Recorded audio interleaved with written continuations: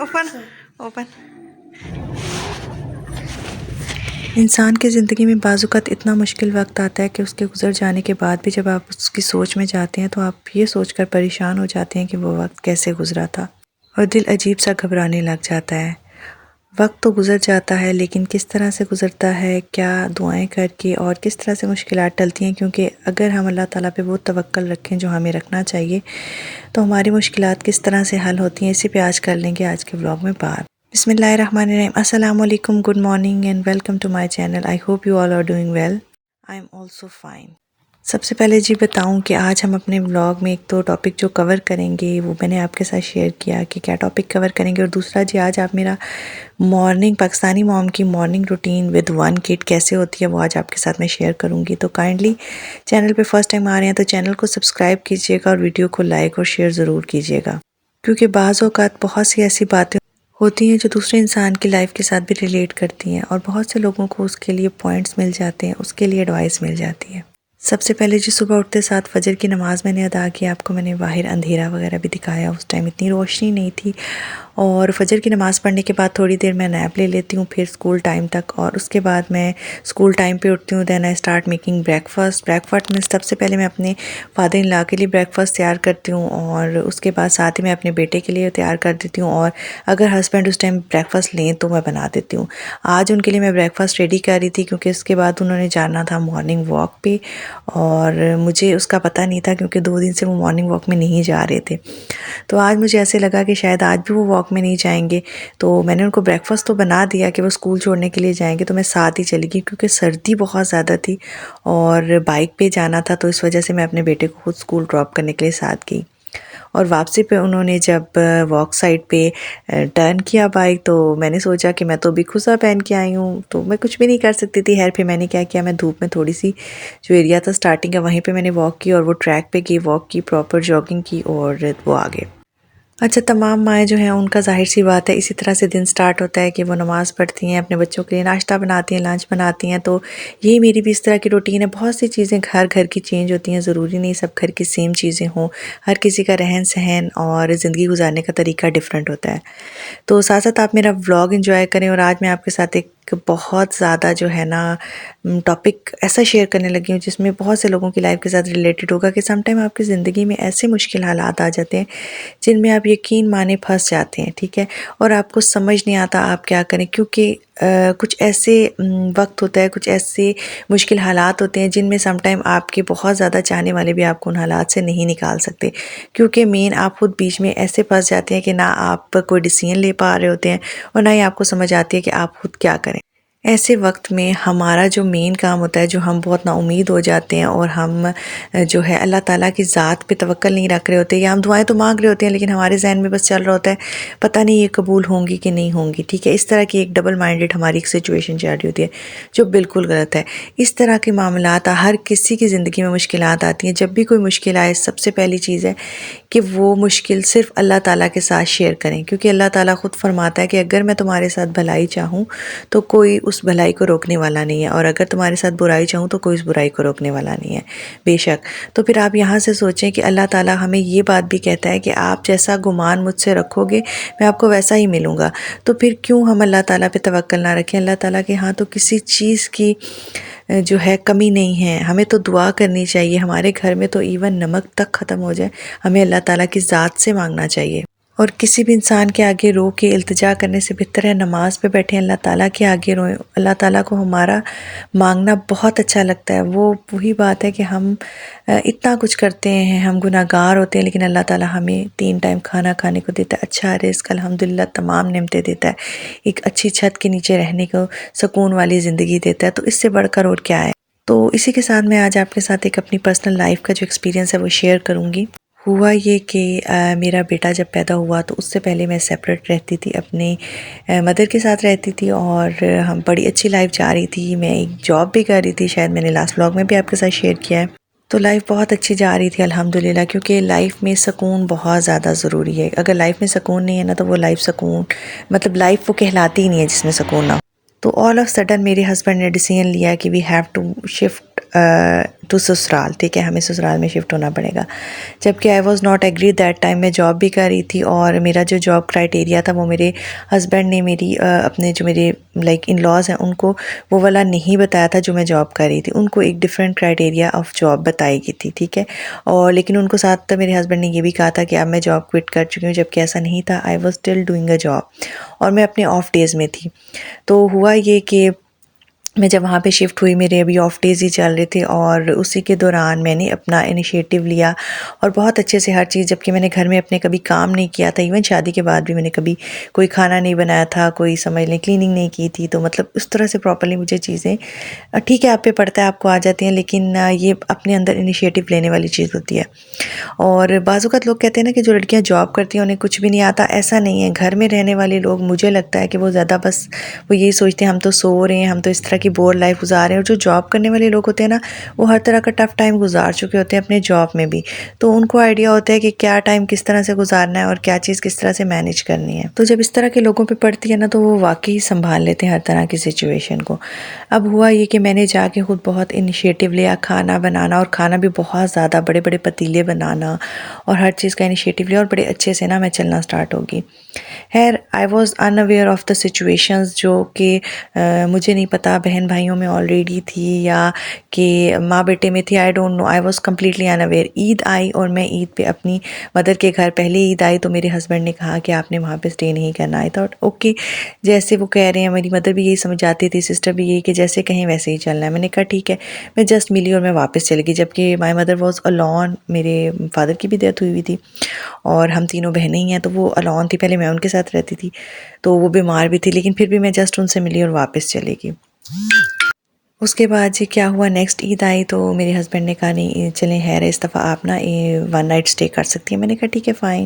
تب میری سسٹر بھی ان کے ساتھ آ کے رہنے لگ گئی تھی، تاکہ وہ بالکل اکیلی نہ، وہ بہت بیمار تھی. تو اس کے بعد جی کیا ہوا کہ میں اپنی آئی مدر کے پاس رہنے کے لیے 1 دن رہی، تو میرے ہسبینڈ نے کہا نہیں 1 اور دن آپ اسٹے کر لیں. میں بھی بہت خوش تھی. میں تو اپنی خوشی اس میں تھی کہ بھائی چلیں مجھے وہ الاؤ کریں، اور میں رہ رہی ہوں اپنی ماما کے ساتھ، کس کا ٹائم گزارنے کا دل نہیں کرتا. لیکن مجھے سچویشن نہیں پتہ تھی کہ گھر میں کیا چل رہی ہے، اور پیچھے دے ور پریپیئرنگ اے پروپیگنڈا اگینسٹ می، اور میں against me and my husband even. تو پیچھے سے میری جو سسٹر ان لاز تھی اور میری مدر ان لا تھی، انہوں نے کوئی پروپیگنڈا تیار کیا. اور جب میں گھر واپس گئی تو انہوں نے میرے سے بات نہیں کی، کوئی بات ایسی نہیں ہوئی تھی. ایون عید پہ میں نے وہاں جا کے بھی ان کو ڈیلی کانٹیکٹ میں تھی، ان سے فون پہ بات کرتی تھی.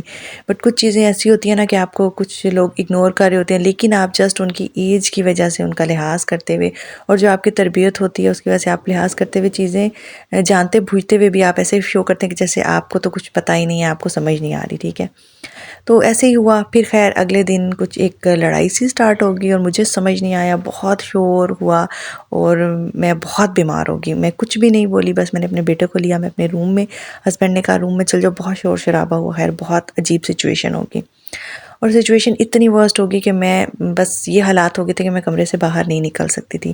مجھے کمرے سے باہر نکلنے دیا ہی نہیں جاتا تھا. میری سسٹر ان لاز اپنے گھروں سے آ کے، اور میری mother in law like they were came to مارنے کو سمجھ لیں آپ آتے تھے. مطلب اس طرح کے حالات آ گئے تھے.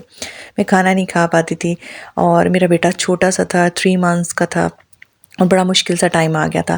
اور پورا دن میں اپنے جو روم میں رہتی تھی، اور اگر کچن میں نیچے جانا بھی ہوتا تھا تو میرے ہسبینڈ جو ہیں وہ جب اٹھتے تھے میرے ساتھ جاتے تھے، اور تب ہم لوگ کو تھوڑے دیر بیٹھتے تھے، میں کھانا تیار کرتی تھی، اور دین ہم لوگ اپنے روم میں لے کے آ جاتے تھے. اور 3 ٹائم کے بجائے ہم لوگوں نے 1 ٹائم کھانا کھانا سٹارٹ کر دیا تھا. یہ سچویشن تھی. اس کے بعد میں بہت بیمار ہو گئی. میرا دوبارہ انٹرویو اور میری ٹریننگ سٹارٹ ہونی تھی، مجھے اس کے لیے جانا تھا، اور ہمارا ایک میڈیکل ہوتا تھا، اس کے لیے مجھے جانا تھا. اور جب میں وہاں پہ گئی اور میری طبیعت بہت زیادہ خراب تھی، تو واپس آ کے بھی میں نے، ہسبینڈ نے مجھے کہا کہ نہیں ایسا نہیں ہو سکتا، آپ ایسا کریں کہ اس جاب کا جو ہے نا اپنی ڈیزینیشن چینج کروا لیں، آپ اس طرف سے شفٹ کروا کے دوسرے کسی ڈپارٹمنٹ میں کروا لیں. آئی تھاٹ چلے میں اپلائی کر دیتی ہوں. میں نے اپلائی کیا، مجھے ایک چانس ملا، اور میں ایگری تھی کیونکہ گھر کی جو سچویشن تھی وہ بہت ورسٹ ہو چکی تھی، اور وہاں پہ بالکل بھی رہنے کا کیا دل تھا. مطلب آپ یہ سمجھ لیں کہ کھانا نہیں انسان کھا پاتا، تو سکون ہی نہیں تھا.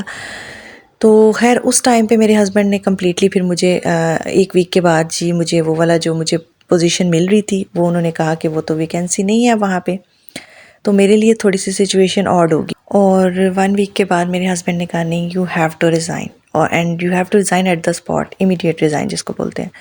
تو اب میرے پاس کوئی اور آپشن بھی نہیں تھا. I have to save my family, I have to save my life. تو مجھے نہیں سمجھ آ رہی تھی، دو چیزیں تھیں میرے پاس، ادھر I have to save my job اور ادھر I have to save my family. تو مطلب دونوں چیزوں میں سے مجھے ایک چیز کو آئی ہیو ٹو چوز.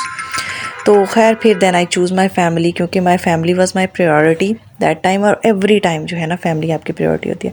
تو میں نے جاب اپنی کوئٹ کر دی، ریزائن کر دی. اور اس کے آفٹر اے ویک، اچھا پھر کیا ہوا، میرے ہسبینڈ نے کہہ دیا تھا کہ ہم کچھ بھی ہو جائے، آپ جئیں یا مرے، ہم ادھر سے نہیں نکلیں گے. اس ٹائم پہ آئی ریئلائزڈ کہ اب میں کیا کروں گی، مجھے تو کچھ سمجھ نہیں آ رہا. ٹھیک ہے، اگر میں جاب بھی میں نے چھوڑ دی، اور جاب مجھے میرے ہسبینڈ کرنے بھی نہیں دیں گے، کیونکہ انہوں نے صاف کہا تھا یا تو آپ جاب کریں یا پھر آپ میرے ساتھ رہیں. تو میں اتنی اپسیٹ تھی اس پوزیشن میں کہ مجھے کچھ سمجھ نہیں آیا. دین میری سسٹر نے مجھے ایک دعا دی. ہم ایک دفعہ ڈاکٹر کے جاتے تھے، وہاں سے ہم نے کچھ پمفلیٹس تھے وہ اٹھائے تھے، اور ان میں ایک حاجت کی دعا تھی. دین مائی سسٹر گیو دیٹ دعا ٹو می، اور میں نے اس دعا کو پڑھنا سٹارٹ کر دیا. جو نماز میں پڑھتی تھی میں اس کے ساتھ پڑھتی تھی، چاہے میں 5 نمازیں پڑھتی تھی، چاہے میں 1 نماز، چاہے میں 3 نمازیں، چاہے جو بھی ہے. ٹھیک ہے، میں ہر نماز کے ساتھ وہ دعا ایک بار پڑھ لیتی تھی، اور وہ حاجت کی دعا تھی.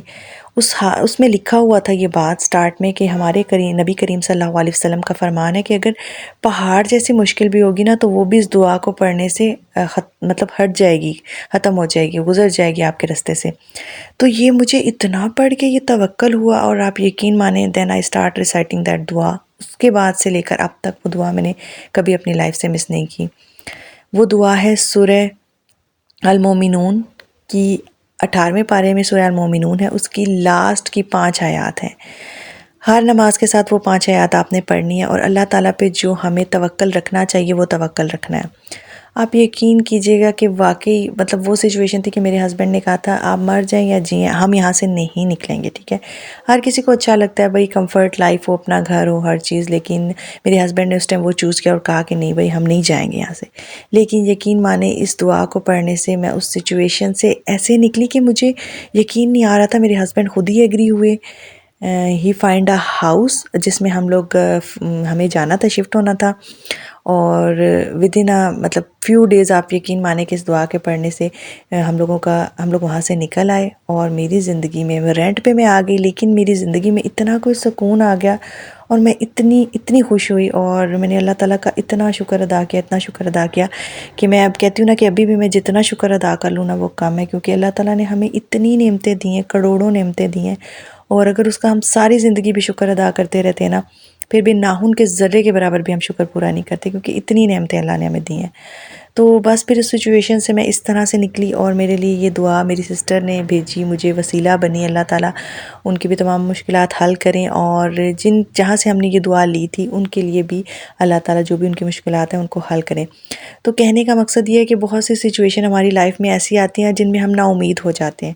ہمیں کبھی بھی نا امید نہیں ہونا، ہمیں ہمیشہ اللہ تعالیٰ سے یقین کے ساتھ ہمیں دعا کرنی چاہیے. اور کیونکہ وہ دینے والی ذات ہے، ہم صرف اس کے محتاج ہیں، ہم کسی انسان سے تو نہیں مانگ رہے.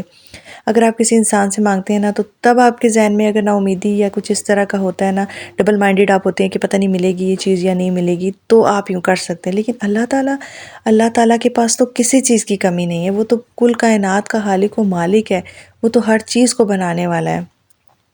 تو جب بھی دعا کریں اللہ تعالیٰ سے دعا کریں، گڑ گڑا کے دعا کریں، اللہ تعالیٰ سے سچے دل سے دعا کریں. اور آپ یقین مانیں کہ میں بیٹھی رہتی تھی نماز پہ، میں تہجد بھی پڑھتی تھی. تہجد کا بھی میں آپ کے ساتھ کمپلیٹ شیئر کروں گی اپنی سٹوری.